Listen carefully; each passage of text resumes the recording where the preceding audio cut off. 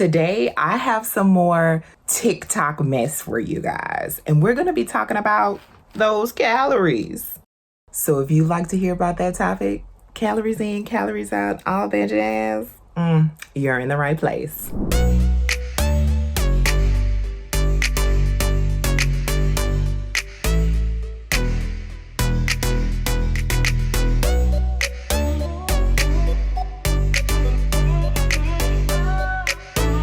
Hi guys, welcome to my channel if you're new, and welcome back if you've been around here a while. I'm Kendra. This is Kendra Creates. This is my space where I share my weight loss journey with you. Hopefully I can help you out along the way if you're on a weight loss journey. I also do commentary on a variety of topics, including health, wellness, fitness, weight loss, and anything you send to me. So send me some stuff I'd love to discuss. And also, you'll learn about me along the way. So if that stuff sounds good to you, then make sure you are subscribed to my channel. Okay, guys. So this TikTok, y'all, okay, I don't even know where to begin because this TikTok is crazy and wild, right? So we've all heard about the old calories in versus calories out thing, right? And a lot of people don't believe in it. They are like, if you eat a calorie and it makes no difference and all of this stuff, whatever. I actually have counted calories before. I have counted calories on my weight loss journey. I'm currently not counting calories, but I do believe in calories in versus calories out to some extent. I also did a video about that when I counted my calories, so check that out. I lost a lot of weight. But anyways, calories in versus calories out is very complex in nature because our bodies are very complex in nature. This is something that I've said as well because a lot of people will say, just eat less, move more. That is the solution to obesity. And you guys know, if you have been around my channel any amount of time, if you have watched any of my videos, I talk about the difficulties of losing weight and how weight loss and obesity are very complicated and complex things. And I'm always a proponent of research and, science and things like that. And there's a lot to be discovered. I'm not saying that science knows everything and scientists are all knowing and they're perfect and they're always right. No, not at all. And we're going to talk a little bit about science in this video, y'all. So without further ado, I think we're kind of done. Just watch the TikTok, okay? Let's talk about calorie deficits, actually. And I know you left this because you're trying to be funny, troll, haha, fatty, lose weight, calorie deficit. But instead, I'm just going to be really obnoxious and you're going to regret leaving this comment. Now, these knuckleheads love to pretend like they did science beyond high school level chemistry and invoke the name of the law of thermodynamics whenever we're talking about calories and body size. First of all, I want you to start gatekeeping thermodynamics from these dorks. Ask them how many laws there are. If they can't name them all, then they're not a real fan. And second of all, that theory is an incredible oversimplification of how the human body works. Do you know what our bodies love? Homeostasis. Do you know what weight loss does? Disrupt that homeostasis. For some people, this can mean weight loss and progressive weight loss. For many other people, it means your body clinging to every single pound possible. And the minute you go off that calorie deficit, it just wants to gain all the weight back. Plus the myriad of other factors that go into your body size, which basically boil down to your genetics, which is 70% responsible for your body size. It's bad and unhealthy advice. Okay, so law of thermodynamics. Law of thermodynamics. A lot of people talk about this when they talk about calories in versus calories out. And they simplify it and they just break it down to like, okay, you have to burn more calories than you ingest to lose weight. It's just a simple thing that is based in the law of thermodynamics and rooted in science, right? And so basically she's saying that people that say that stuff really don't even know what they're talking about, right? People that have not taken a science class beyond high school chemistry. Well, you're looking at a person that has taken science beyond high school chemistry. I actually got an A in high school chemistry. Pat myself on the back, okay? And I am not going to try to explain the law of thermodynamics. I'm not going to say that it's an easy concept for people to understand. But I am not going to say that calories in versus calories out is BS and junk science. I'm not going to go that far. Basically, that is like what she's saying. And she's saying that people don't understand this because they're stupid. Basically, I mean, she called the people dorks and she called them basically dumb. And she also appealed to authority. She started throwing these studies up on the screen, and there's one-liners from the study, and then there's also the author of the studies on the screen, so anyone can go look these studies up, and I actually did. But I must say that anytime somebody actually uses sources in the information that you're giving you, go look at those sources. Go look at them, read them for yourself, and try to interpret what they're saying. Even if you don't feel like you're that smart or you're that educated or you don't know anything about science. I don't really know anything about science. I was not like a STEM major, and, I didn't get my undergrad degree or graduate degree in those areas. And I don't claim to be, prolific in the area of the sciences, but I know how to read. Okay. I do know how to read. And a lot of people that throw these studies out there, they just take one line from the study or they take the title from the study. They're cherry picking information. And the information that they cherry pick supports whatever they're saying. But they are highly, highly deceptive in the things that they say. And they're deceiving people because they leave so many things out. And that's why you have to be careful with these TikTok videos. This is why they make short form content, because there's only so many things that you can say in a TikTok, because it's only so long, right? And they can't fully explain how many studies did she, 5. She put on the screen 5 studies. So I'm going to go through each of these studies and I'm going to just briefly talk about them. Like I said, I'm not going to go in depth. I'm not a science person. I'm not a researcher. I don't claim to be, and I don't claim to know everything about these studies. But what I will say is I feel like she put these here in a very systematic way. It was an appeal to authority. Oh, I have scientific journals backing up what I'm saying. So what I'm saying has to be right. So just be careful when people throw out studies and sources, because they are not always correct in the information that they give. And then the information that they give may not be telling the whole story. So the first study that she displayed on the screen, what is the calorie concept a real solution to the obesity epidemic? And I apologize for looking down because I'm going to be reading some things from the study. So just bear with me. And all of these studies will be linked in the description box below so that you can go read them at your leisure and see, the content in them in the context of what they're talking about and what they're saying, and the conclusions that they drew from the studies. And they're not how she tried to portray them in that little clip. So I'd love to also hear what you guys have to say if you read the studies or anything you have to say about anything. So basically, the study is talking about the obesity epidemic, and they want to discuss the calorie imbalance concept. So basically the calories in versus calories out and how that can be used as a tool for weight management. And so basically the study talks about other causes of obesity and weight gain, not just calories in versus calories out. Okay, so it is discussing other causes of obesity, not just eating too many calories and not expending enough calories. And they talk about the food industry in obesity. They talk about metabolic processes. They talk about fat metabolism in the body. They talk about macronutrients in food and what food is made up of that we eat. And they also talk about the levels of insulin in one's body and how that affects obesity and weight gain. So, and I read the study and it never said that calories in versus calories out should be discarded in someone's approach to losing weight. But people should have other considerations in mind when they talk about the cause for obesity and also trying to lose weight, that they should focus on other things as well.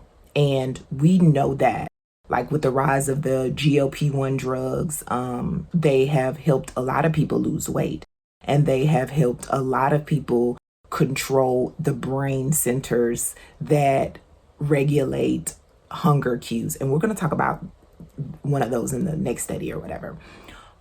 It never said to ignore calories in versus calories out, or it was junk science, or it's not to be believed or trusted. Okay, and the next study was the energy balance model of obesity beyond calories in, calories out. Now, this study focused on two different, I guess you could say, models or solutions to alleviate obesity.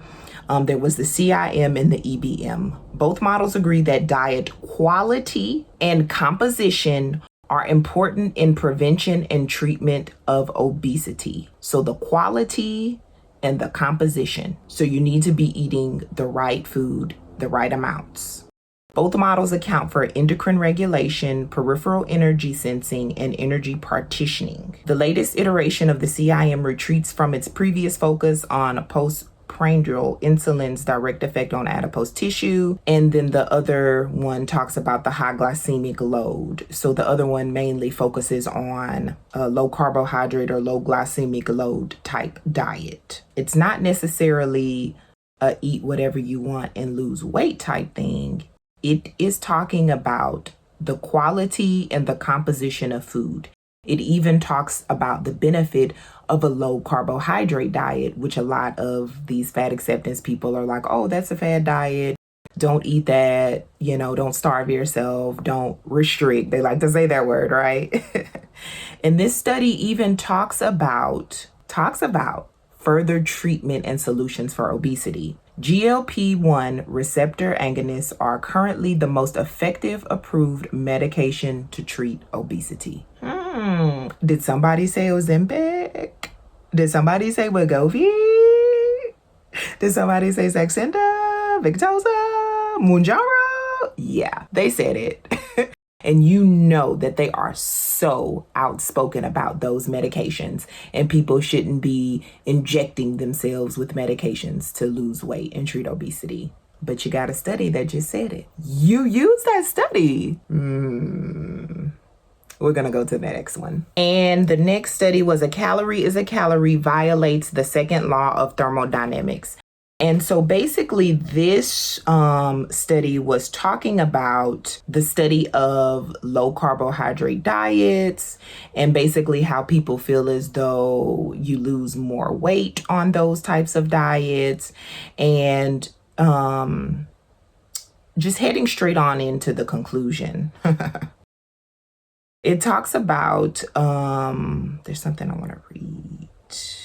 Homeostatic mechanisms are able to ensure that a good deal of the time weight does not fluctuate much with changes in diets. This might be said to be the true miraculous metabolic effect, but it is subject to many exceptions. The idea that this is theoretically required in all cases is mistakenly based on equilibrium, reversible conditions that do not hold for living organisms, and an insufficient appreciation of the second law. The second law of thermodynamics says that variation of efficiency for different metabolic pathways is to be expected. Thus, ironically, the dictum that a calorie is a calorie violates the second law of thermodynamics as a matter of principle. And so what I got from that is that a calorie is a calorie. You can't say that because of living organisms have so many different variables among them. So basically, you have to take into account other factors in a human, because we're talking about humans in this, or other living organisms that account for the way that we burn calories, we use calories in our body. And so science is so convoluted. Who knew that you couldn't just take one sentence from a study or the title of a study and use it to back up your flawed argument? Who knew? And the next study that she talked about was calories in, calories out, and macronutrient intake, the hope, the hype, and science of calories. And there's just one sentence that I want to read to you guys that is in the conclusion. Or no, it's more than one sentence, I'm sorry.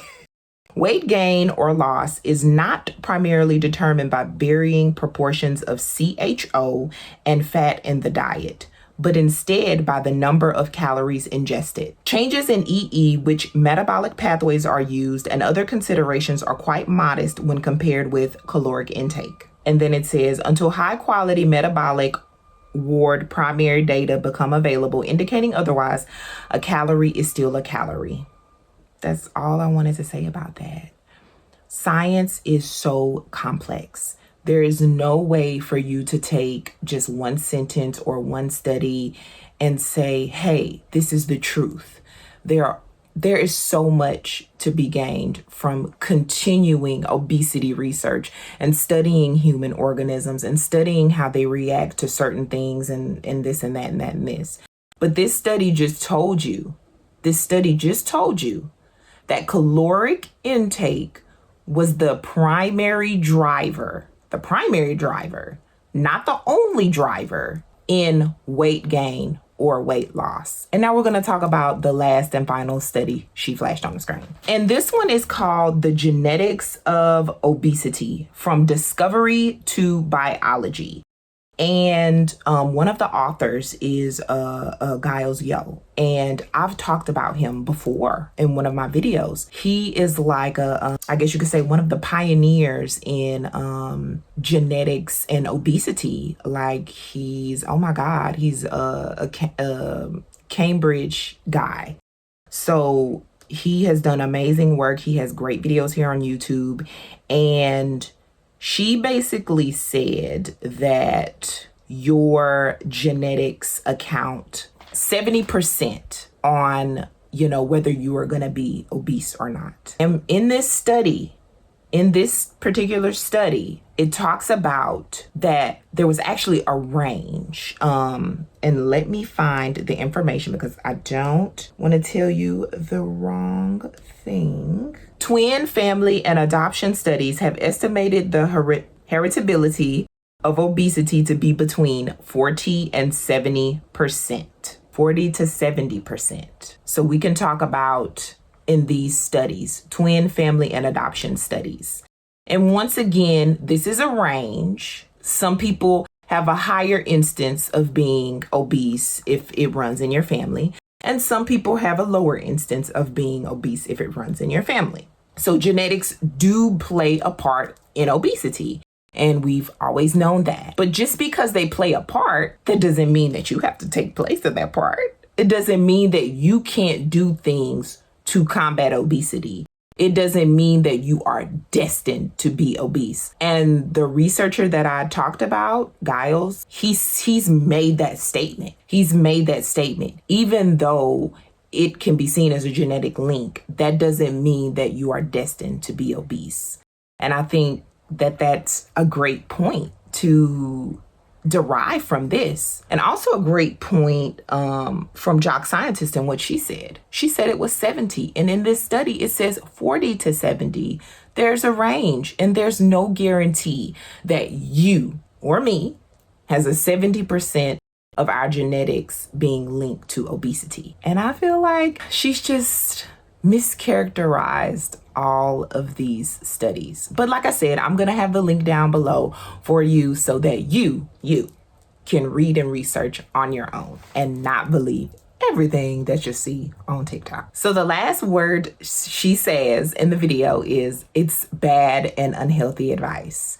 And I'm assuming she's referring to counting calories. Do I give the blanket advice everyone should count calories? Of course not. Some people suffer from things that may affect thoughts in their mind or being hyper focused on counting calories, or they may have previous history of that with an ED, etc., etc. So of course, counting calories is not for you. With the advice of a registered dietitian, your health professional, a therapist, psychiatrist, your medical team. They should be aware of your issues, and they should provide you appropriate guidance and counsel on what should work for you as far as your diet goes. Generally speaking, do I advocate for calories in versus calories out? I absolutely do. Because it has worked for me and it has worked for many other people. There is a whole entire community on Reddit called CICO. So if you are interested in learning more about calories and calorie counting and things like that, I would definitely advise you to head on over there and see what they're talking about. Those people on a lot of those weight loss forums in Reddit, they know what they're talking about. They have so much helpful advice. There are so many success stories and people that have lost weight. They have maintained their weight. They are living healthier, more extraordinary lives because the quality of their life has improved with weight loss. And if you are on the fence about counting calories, or you don't know, if you can do it or not, just download MyFitnessPal and just give it a try and see how it works for you. It's not for everybody, but I wouldn't say that it was necessarily bad advice. And I wouldn't necessarily say that it's generally unhealthy. Maybe it's a little bit cumbersome and, maybe complicated for some people to do. Maybe something people have to get used to after time and trying it out. I don't know. But bad and unhealthy to count calories and basically attributing it to like junk science and really not to be believed? I don't think so. I hope you guys liked this video. If you did, make sure you give it a thumbs up. Also check and see, are you subscribed to my channel? I hope that you are. I would love to have you here. Make sure you continue to spread kindness in a world full of hate. I will see you on the next time, and I appreciate you for watching this video and my other ones, because I know you watch my other ones, right? I will see you on the next time. Bye-bye.